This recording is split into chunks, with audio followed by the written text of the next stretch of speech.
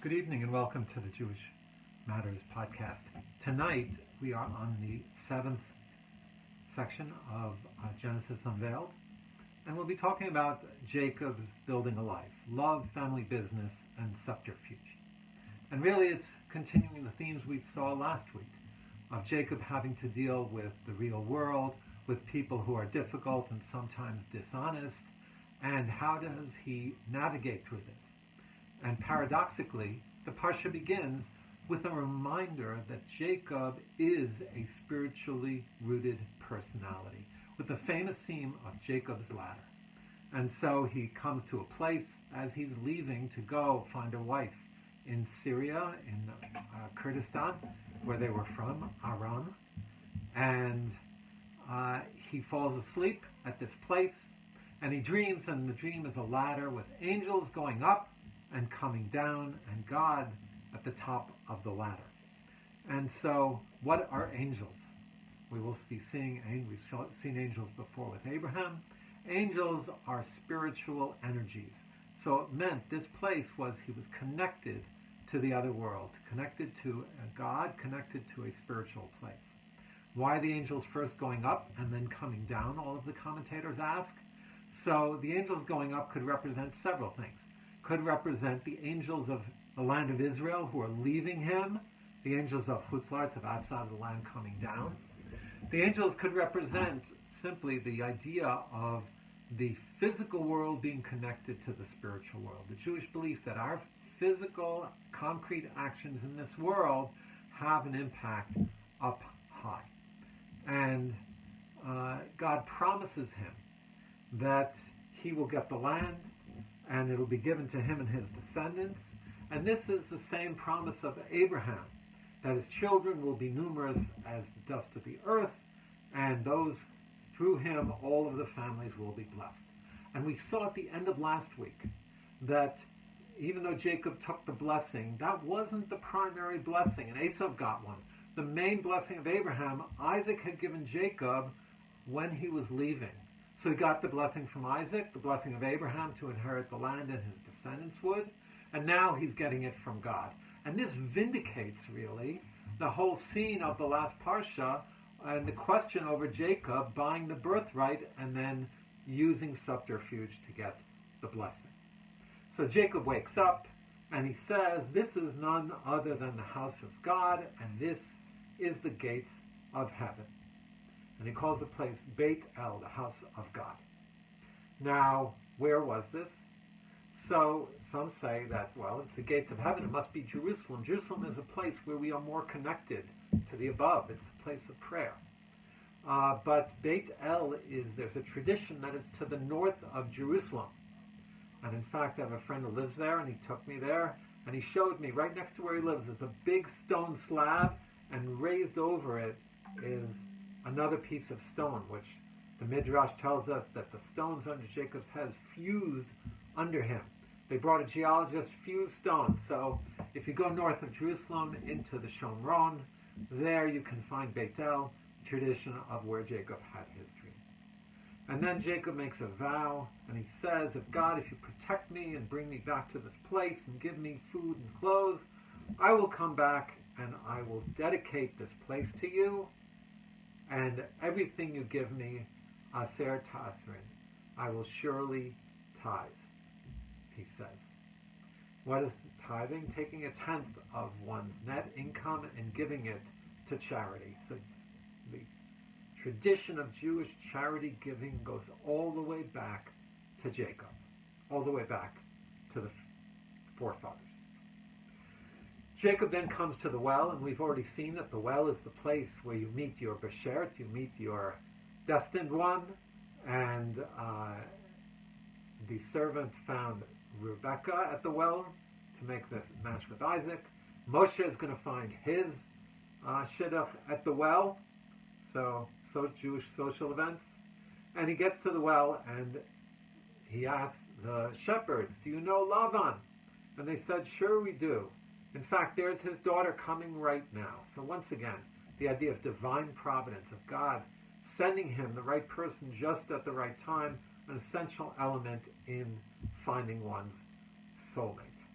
And in contrast to Isaac, who only loved Rebekah after they got married. It was an arranged marriage. It was a marriage that made sense. Jacob sees Rachel and he loved at first sight. It says he kisses her and he raises up his voice and he cries out and weeps. What is the weeping? Perhaps it's a foreshadowing of the heartbreak that would come from the turmoil of their lives, and spoiler, her premature death as well. And how about him kissing her? In traditional Jewish society and Torah law, one does not have premarital physical contact. So the commentators struggle with this. The Ketav Kabbalah, 19th century commentary, he says that it either is metaphorical, in other words, nishika means close connection. Moshe would die with God's kiss. So kiss means connection. He felt that instant soul connection, that more than the magnetism of chemistry. It was something deep. And if Jacob was connected to his soul, then he would have connected to her soul as well. Or he says, perhaps it was the kiss of a blessing. He's giving her a blessing. Or perhaps he says, it was simply what in Europe in the 19th century would be called social kissing. You know, to go to France, it's peck on each cheek, but that's not affectionate kissing. It's a social convention like we would shake hands. So he's brought back to her home, and it doesn't tell us what she thinks of all this yet. He's brought back to her home, and Lavan, his father-in-law, comes out to greet him. Now Lavan, we're going to see, we already saw that he tried to play games with Abraham's servant, delaying Rebekah's leaving. And we're going to see that he is a very complicated and difficult personality in a different way than Esau. He's much more tricky, and not coincidence or that his name is Lavan, Whitey. There was a famous criminal, Whitey Bulger, who was a Boston Irish mafioso. And it turned out that he actually was a double agent for the FBI, turning over his rivals to the FBI, got protection from them, was arrested, somehow escaped, was fled for 12 years. They finally caught him, and he got killed in prison by the other prisoners for being a snitch. So be careful of someone whose name is Whitey. So what is, Lavan brings him in, greets him, the tradition of hospitality, or is it? He then says to Yaakov, he says, why should you work for me for free? What do you want? In other words, he was already working, right? Your nephew shows up, and he's already got him working, and then he says, I guess I should pay you something. Okay? So, and then when he eventually does say, I want to work for 7 years and then marry Rachel, he says, I guess it's better to give her to you than anyone else, right? Talk about compliments from a father-in-law. So things don't start off so well. And it says, though, that Leah's eyes were soft, but Rachel was beautiful of form and beautiful of sight. What does it mean her eyes were soft? She was crying. Why? According to the Midrash, she was meant to marry the older brother, Esau, and she knew how evil he was. And so, when it's time to actually marry Rachel, Lavan pulls a switcheroo, and he switches Leah for Rachel. And the next morning, Jacob wakes up, and it's Leah. It's not Rachel. It's the older sister. And the rabbis say that Rachel was protecting her older sister because she didn't want her to wind up with Esau. Or Lavan's version is, he says to Jacob, we don't, in this place, switch the younger for the older. And it was a veiled criticism. Jacob, you outmaneuvered your brother and put yourself in front of him. We will not put the younger sister in front of the older sister like you've done. And we talked about last week how that might be almost a divine measure for measure to Jacob for what he did to his older brother, or for the suffering that his older brother underwent. But the 7 years, it says in the Torah, were like days for Jacob. It passed quickly. And here's a very interesting psychological question. When we look forward to something, doesn't it time pass slower, right? You have a date you're excited about a couple of days from now, and time seems so slow. You're starting a new job, you're getting a new bonus, whatever it is. But for Jacob, it was when one has a sense of purpose, what you're doing is clearly, you have clarity that this is what I want and this is how I get it, then time does not drag on because you are committed to the mission. And that's what Jacob was. So he finds out that he's married Leah. What do we do? So Lavan, once again, one step ahead, he says, well, okay, when the week is up, you can marry Rachel, and then you work another 7 years, 14 years in all. From there we learn Sheva Brachot, that we have a week of celebration after a marriage, and so that's what they did. Now the Torah says, now we're going to come to the next step of his evolution, of his building his life, and that is the birth of the 12 tribes, having children. The Torah says something very heart-wrenching.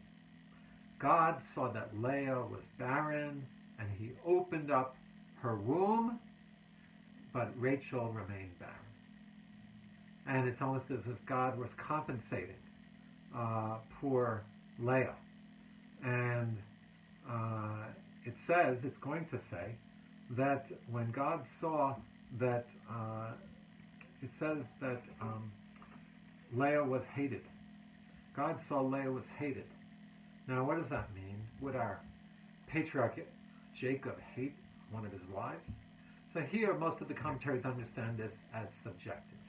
In other words, in relation to the love that Rachel had, Leah felt she was hated because the love wasn't as great.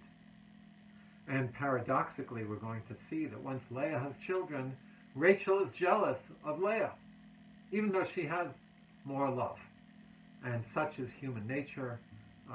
It's very difficult to struggle with these competitions. Now, how could there be such competition? Here we have to mention about polygamy, about marrying several wives, which in Judaism was permitted. Now, first of all, we see clearly that the ideal in the Torah is monogamy, one man, one woman. Adam and Eve started out that way. That was the ideal. Ezer Kenegdo, V'davka Bo, the connection between them, the helpmate. And Isaac was the only one of the three forefathers who only had one wife, but it said he was like a holy offering. After the binding of Isaac, after he'd been up on the altar, his life was dedicated to God. It says he couldn't leave the land of Israel. He's the only one of the patriarchs who never left.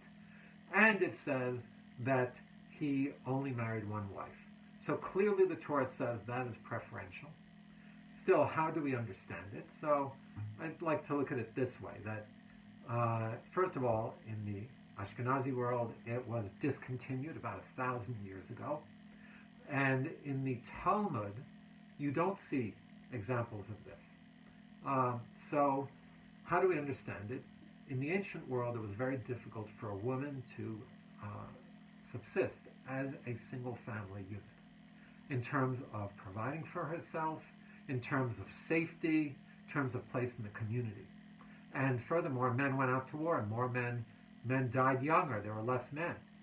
So in a sense, one could view this as a protection and a providing for the woman. But once again, clearly not the ideal in the Torah. So here we go, where they're popping them out. Leah has the description of 4 children in a row. Now, chronologically, it's not clear that this was all in a row, but this is how the Torah describes it and shows the blessing that she got. But also, very bittersweet. We'll see through the names. And part 2, our in-depth podcast, will be talking about naming in Judaism. So tune in for that tomorrow night.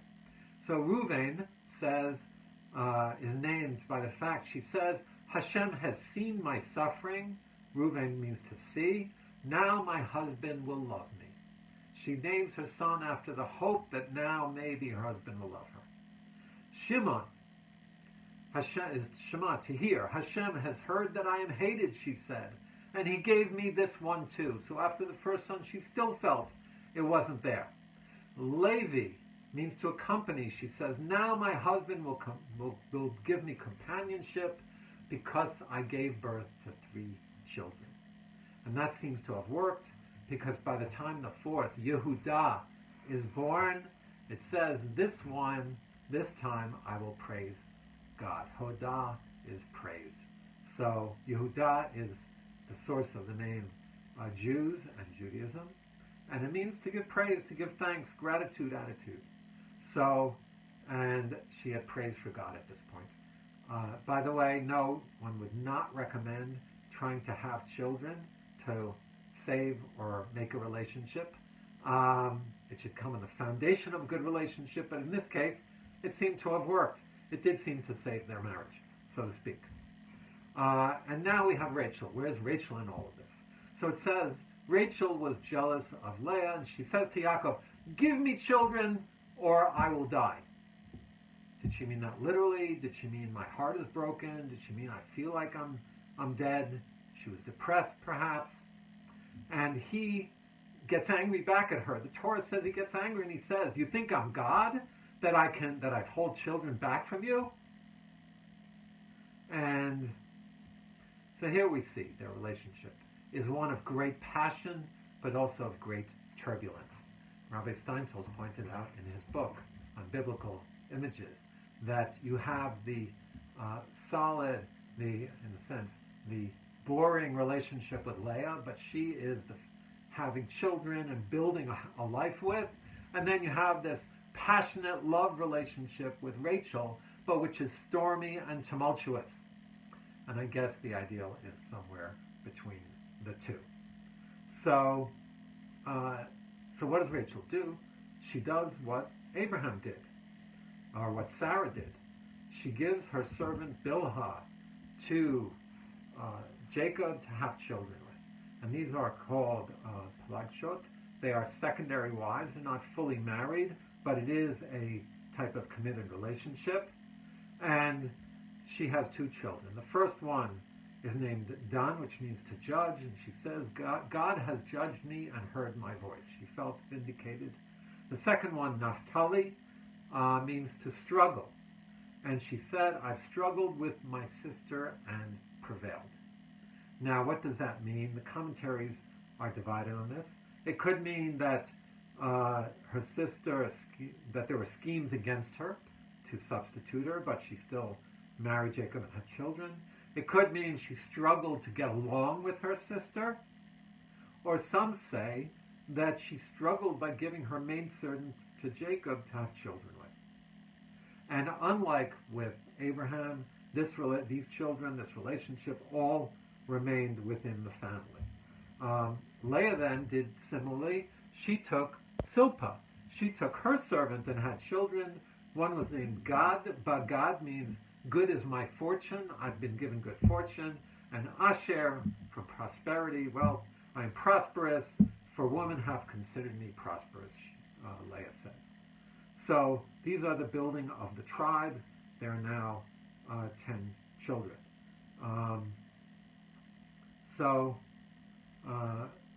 The next vignette, next part of the story, is the competition between the wives, which continues. And the story is of Dudaim. This is some type of plant which was considered to be perhaps an aphrodisiac, because Reuven, Leah's son, finds these plants, brings them home, and Rachel asks Leah, can I have the plants that your son brought you? Seemingly because she's barren and she needs them more. So Leah says, what are you going to give me? So Rachel says, well, I will let you have your turn with Jacob tonight. Have my turn with Jacob tonight. So in other words, remember, there's 4 wives, so I guess they had a calendar, they had a schedule. So Rachel barters her place with Jacob for that night for the fertility drugs. which are going to help her have children. And Leah agrees. She goes out to Jacob, says, it's my turn tonight, which is kind of shocking. And excuse me, there's still more children to be born, 2 more children born to Leah. Actually, 3 more we're going to see. So the first one is Yisachar, which means reward. And she says, God has given me my reward because I have gave my servant to Jacob. In other words, she saw giving her servant Zilpah to Jacob to have more sons as an act which brought her merit. So his name was Yisachar, to bring merit. And then the next son was called Zvulun, which means a portion or a good gift. And she said, God has given me a good gift, and now my husband will Yizabluni, mean God, husband will give his portion to me, I hope. In other words, really be invested with me. And with that, she has 6 children, half of the tribes of Israel come from Leah. And then we're told she has a daughter, Dinah, and Dinah will play importantly in the story of the family as it unfolds. Okay. Finally, it says God remembered Rachel, and he listened to her cries, and he opened her womb, and she had a son. And she called him Yosef because she says, God has taken away my embarrassment. That is asaf, to remove, like gathered, taken. But also then it says, but she called him Yosef, asking, may God give me another son. Okay, which is also very striking, that she has one son and she's already praying for another. She feels like at least she should have 2 like the other servants had, like the other wives, semi-wives had. So, and so we have the building of now 11 sons of the tribes of Israel. Benjamin will be born in next week's Parshat. So he's got this big family. He's got to earn a livelihood. So here we have the embroilment of Jacob with his father-in-law, Lavan. And after 14 years of working, he comes to him and he says, time for me to go. And Lavan says to him very strikingly, I see that I've been blessed because of you, blessed by God. He understood that his prosperity came through Jacob. He said, tell me my price, name your price, and I'll give it to you. Jacob, of course, wary as always of Lavan, and later we'll see that Jacob tells his wives, and then Lavan, he changed the conditions of employment on him 10 times. Okay, no contract here, no union contract for Yakov. So what does he do? He tells him, he says, okay, give me the spotted sheep, and I will take them. Now, the spotted sheep seemingly were considered more blemished, not as good as the fully white or fully black ones, and he takes them and he starts to breed them. And he finds a system of breeding to grow the spotted sheep more than the plain sheep. And here we have the question again. Now here, clearly he's doing something that is legal, but one questions whether he was giving himself favor at the expense of Lavan, perhaps. But it said that he still shepherded and bred Lavan's sheep as well. He just found a way to breed his to be more fertile. So what happens? Actually, it seems that somehow genetically he breeded out the recessive sheep that would have been completely black or white in the spotted ones. Others view it as a metaphysical thing. He put in front of the sheep as they were breeding different colors, and that affected the births. Okay, don't know the science of that, but that's how it's described. Okay, so 6 years go by, and more trouble is going to come, because Jacob is going to need an exit strategy. Why? He sees that Lavan's sons are talking, are whispering, oh, look, he's taken that which really belongs to our father, even though they had an agreement. And he saw Lavan's attitude towards him changed as well. So Hashem comes to Yakov, and he says to him, Yakov, time to leave, time to go back to the land of your fathers. And actually, he's going to tell his wives that he had a dream of how to breed the prosperous sheep. So I heard someone once say, when you start dreaming about work, that's when you know it's time to get out. So he calls his wives, Rachel and Leah, and he says, your father has changed his attitude towards me, even though I've worked so hard, and he's tried to deceive me, and God didn't let him hurt me, and I had divine help in breeding them, but I want us now to leave and to go back to the land of Canaan, and God told me I should go so. Now it's very interesting, because first he uses the practical justification for why they need to leave, and then he tells them, and God said I should do it.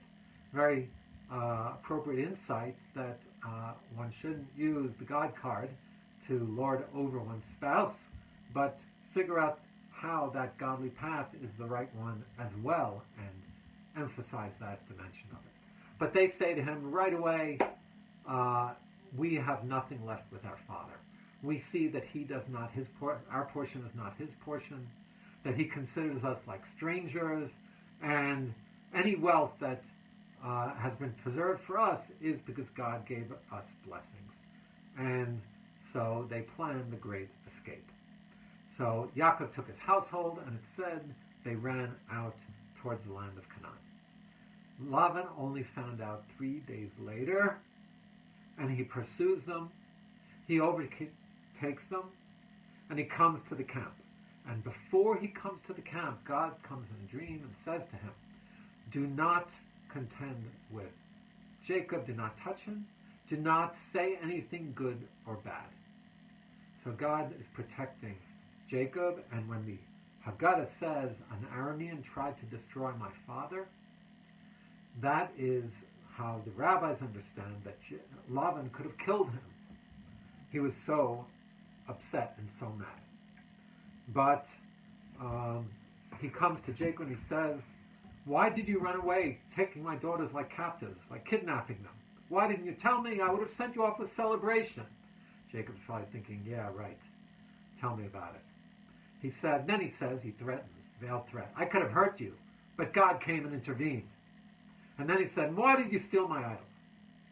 And here Jacob makes a fatal mistake. He said, anyone who would have stolen your idols, they should not live. And they search the tent, and it turns out he doesn't find them, but Rachel is the one who stole the idols. And the rabbis understand it that she didn't want her father to continue to do idol worship. He comes into her tent, he's searching the whole camp. She is sitting down, she says, I'm sorry, it's that time of the month, I cannot stand up. Daughter's supposed to stand up for a father, a child for a parent. And Jacob then is furious at Lavan because he was even accused of that. And there he goes into his tirade. I worked for you. I never lost a sheep. I worked in the heat of the day, in the cold of the night of the desert. I brought you prosperity. I worked day and night. You changed my wages on me. And yet, you accuse me. So Lavan turns around and says, everything you have is really mine. Which of course was not true. Jacob worked 14 years for these wives, but and the prosperity Lavan earlier had recognized came from Jacob. But Lavan, of course, needs to get in the last word. And then Lavan says, let's make a covenant. Seems like he's burying the hatchet. He builds a mound, says, this is the symbol of our covenant, and then at the end he says, but you don't cross the line, and I won't cross the line. In other words, we're done. Yet, nevertheless, Lavan does bless his daughters and his grandchildren, and so it seems like in the end they leave with some kind of resolution. It says Jacob goes on the way, and the angels of God come upon him. Remember, the angels of the ladder, and here again it could be, as he's going back towards Israel, the angels of the land of Israel come to join with him, and we're going to see next week pick up with Jacob returning to the land. It won't be so easy as just having angels accompany him. He's going to have his brother Esav 20 years later to deal with. He's got an aging father, more complications, but the reality of life that the Torah navigates us through these incredible, fascinating stories. Shabbat Shalom. In Parshat Vayeitzei, we saw that there were a lot of names being given, the themes of names, and I'd like to explore that deeper. So this part 2 of our Genesis Unveiled number 7 is about names, and particularly Hebrew names. So there's a lot to a name. My name is Jonathan. When I was growing up, I was Johnny. Then when I got to about the age of 15, I realized that was too babyish and became John. And then it was Jonathan when I got to Israel and started studying Torah and increased in my Jewish identity. So names can reflect different aspects of who we are. And even last names can reflect a lot of who we are. They're more than just a moniker. We see that Alan Koenigsberg is not the same as Woody Allen. Joan Persky is not the same as Lauren Bacall. And Nathan Birnbaum is not the same as George Burns. So names convey a lot of who we are. And researchers have shown, interestingly, that there's a disproportionately high number of people who follow certain paths depending on certain names.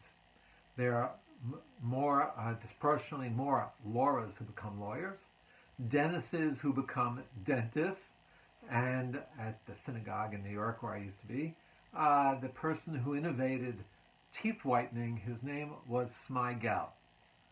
So what is this about? Studies show that something called implicit egoism. We identify with things that relate to who we are. And for names, it's called nominative determinism, that what our name is might actually impact the things we might do in our life, things we might relate to. So from a Jewish point of view, this has a deeper spiritual dimension. The Talmud in Brachot 7b says, Hashem Gorem, the name causes. In other words, the name has a cause, has an outcome of who we are.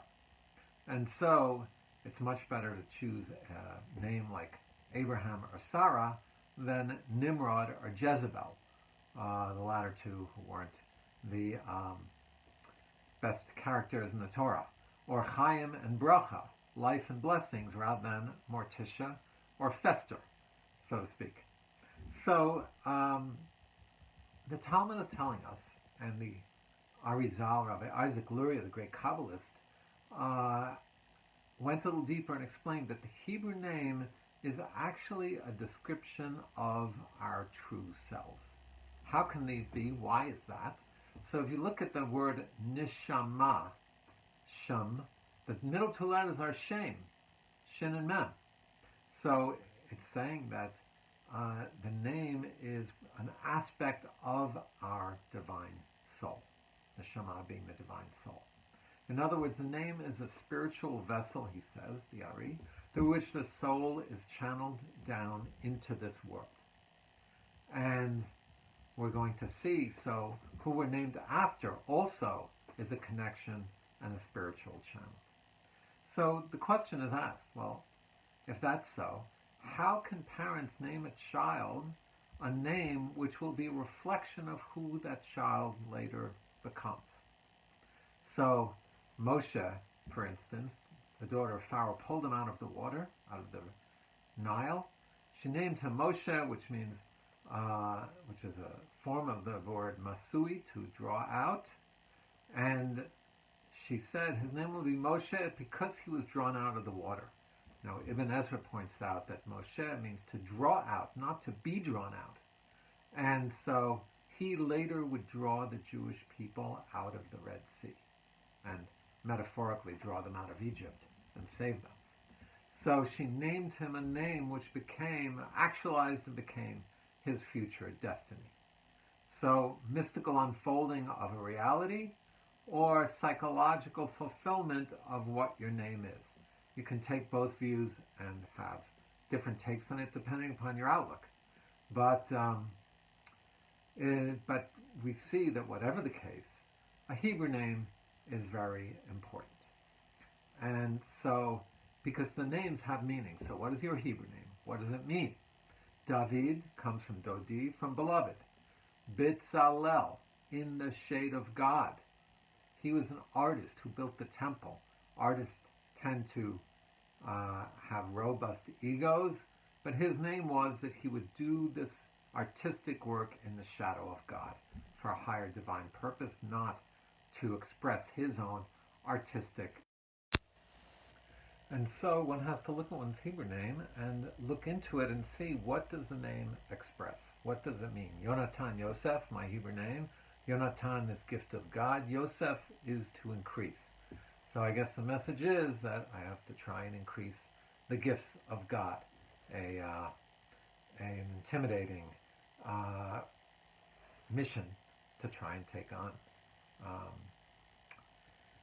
The Talmud has names as well. So let's look at the different categories of where Hebrew names can come from. Some of them are biblical names.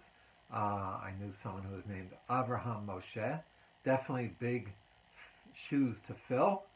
And there are more obscure names that are given from the Torah itself. Some of them never got a lot of traction, even the 12 tribes. Yeah. I know some Ashers, but I don't know a lot of Zebulons. I did know one. Talmudic names are very popular as well, particularly Akiva, named after the great Rabbi Akiva, Meir, after Rabbi Meir. And once again, the idea of naming after biblical or Talmudic figures is to link us to the great personalities and who they were. Jonathan was the son of King Saul and was very loyal to his friend David. Animals in nature. Names in nature. People named after animals. Tzvi is a deer or a gazelle, and Dove is a bear. Tzipora, a girl's name, is a bird, a pigeon. Ayelet is also a deer. And then there are biblical names that have within them the name of God. Daniel, God will judge me. Zachariah, God will remember. Also used are angels' names. Raphael, to heal. Uriel, the light of God. So there are also in Hebrew non-biblical names, just simply qualities. Chaim, life. Bracha, blessings. Simcha, joy. These are all different categories. And finally, there are Yiddish names as well. Sometimes the Yiddish is a direct repetition of the Hebrew, like Dov Bear. Dov in Hebrew is bear, and bear in Yiddish is bear. There is an idea, and it's quoted, that one can actually translate one's Yiddish name, if family wants to name someone out of their Yiddish name, a person with a Yiddish name, to translate it into the Hebrew. So actually, this is what we did for our children. My grandmother was Gittel, and our daughter's middle name is Tova, which is the Hebrew of Gittel, goodness. Our son Shlomo, his great-grandfather was Zalman, which is the Yiddish of Shlomo. So you see that you can translate Yiddish names into Hebrew, although Yiddish names are considered to be a Hebrew name, even though Yiddish was a later language, agglomeration of German and Hebrew. Nevertheless, it's considered to have holiness to it as well. Now, in terms of choosing names, ethnic is in. So it's interesting that the most popular names these days, 6 of the top 20, Noah, Benjamin, Asher, Gabriel, Levi, Elijah, are biblical names.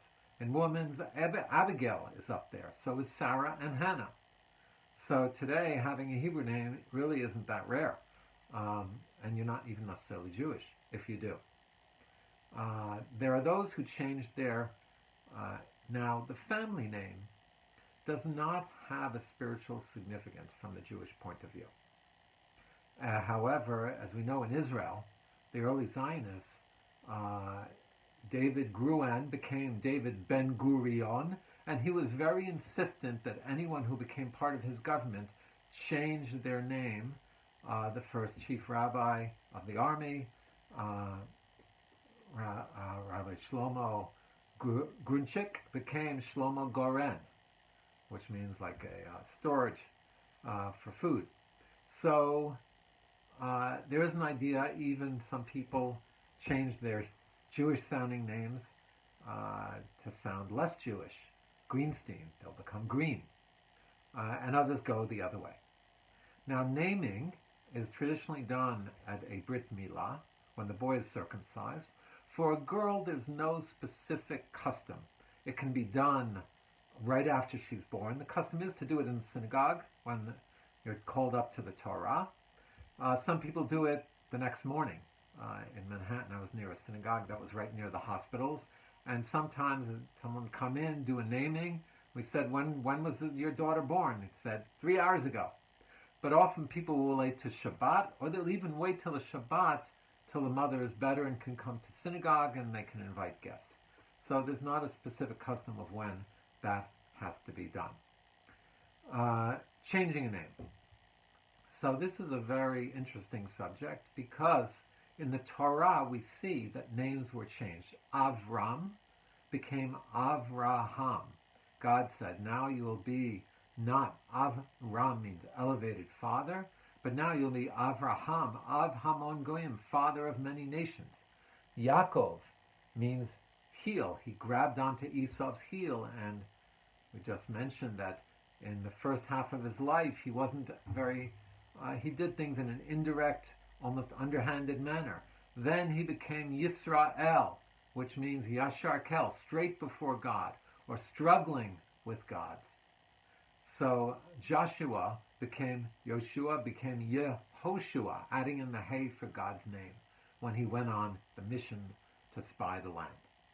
And it protected him from falling into the trap of the negative spies. So there's an idea that changing a name can elevate a person, but it's not something we regularly do. There are people who take on their Hebrew name. Mine, in this case, was very similar, although I don't always have myself called Yonatan, more often Jonathan, although it's a biblical name. However, there's some people whose English names are completely different than their Hebrew names. In Germany, one had to have a German name, so very often Moshe became Morris. My grandfather was Yitzchak. His German name was Isidore. So sometimes it'll be totally unrelated. And today it's very common. People will give their children 4 names, 2 English names, 2 Hebrew names. Sometimes the English names are even biblical, like Noah, but their Hebrew name will not be Noah. One can do this, although ideally we're told that it's best to name someone one name. And Sfardim, many of them, most of them just have one name, not 2. Ashkenazim, we like, more is better. I get 2 for the price of 1, why not? People often do it. What about naming after someone, after a relative? So, as we said, this is very common. But today people want to name after 2 relatives. And that is not ideally recommended because whose nature are you drawing from? Well, you say maybe you're drawing from both of them. But people do it. And it's also discussed, Rabbi Moshe Feinstein was asked, great rabbi of the 20th century, can you name someone after a Holocaust survivor, a person who died tragically? And he actually says, ideally you don't give them exactly the same name, but you can change it a little bit. Like Leah can become Eliyahu. So he says, change it slightly, but keep it there. People today will keep just 1 letter of the name. Even cross-gender. Can you name cross-gender? A baby girl for a grandfather? Yes, you can. In fact, I once did a burial for a person I never knew, and her name was Avraham. Although usually if they're naming a girl after Avraham, they'll call her Ariella and just keep the Aleph. Can one do it? Yes. Is it the ideal? Not necessarily. The Noam Elimelech tells us that when we name after someone who's passed away, we are channeling an aspect of that person's divine soul, of their soul. So it is an important thing to do, and there are different customs. Ashkenazi, we name after a relative who's passed away, and people get very bent out of shape about it. But no need to, because Sephardim will name after living parents. In the non-Jewish world, very common. My friend was John the Third. There's senior, junior, the third. Sephardim will do it and don't add anything to the name. They just, you'll have a father's Moshe and their son might be Moshe. Or a living grandfather. They're named after that as well. So when do we use our Hebrew names? It's said that in Egypt, there are three things that Jewish people kept, and that kept their spiritual strength. One was they didn't change their Hebrew names. So it's very important to have a Hebrew name. Today, it is always used at a naming, at a brit, on the ketubah when a person gets married, and when a person passes away. Of course, if you go to synagogue, if a man is called up to the Torah, the Hebrew name will be used as well. If you're praying for someone who's not well, you use their name, and you ben or bat, but you use the parent's name, the mother's name. So I'm Yonatan Yosef ben Devorah. My father is Avraham. So when I'm called up to Torah, I'll be ben Avraham. Should be well. But if someone would pray for my health, it would be ben Devorah. So that's when it's used in common day usage. But as we said, there's an ethnic, a spiritual dimension, an identity dimension to using our Hebrew name. And it's interesting that in the general society, ethnic is in, as we said. There was a movement. Now today, it's very common that people have very exotic, different names. Although one of my rabbis said, do not use an exotic name for your child. They're going to be teased in school. So don't go searching Jewish sources for the most exotic name you can find. But the way naming is done, if someone doesn't have a Hebrew name, you can take it on and have a blessing made in synagogue, and that will become your Hebrew name. But it's a very heavy thing. Some people go to a rabbi to ask them, what name should I take on? But I view it differently, that a person should study Torah, and when you get to your Hebrew name, you'll recognize it. It'll resonate with you, or that personality, biblical or Talmudic, or later, will resonate with you, and that's how you know it's the right name. So our original question, how does a parent know what to name a child? So one of the great rabbis said that a parent is given a special divine insight to name the child the name which will be the reflection of their soul, which will be linked to their destiny as they grow up and as they actualize their own lives. We should all live up to our Hebrew names.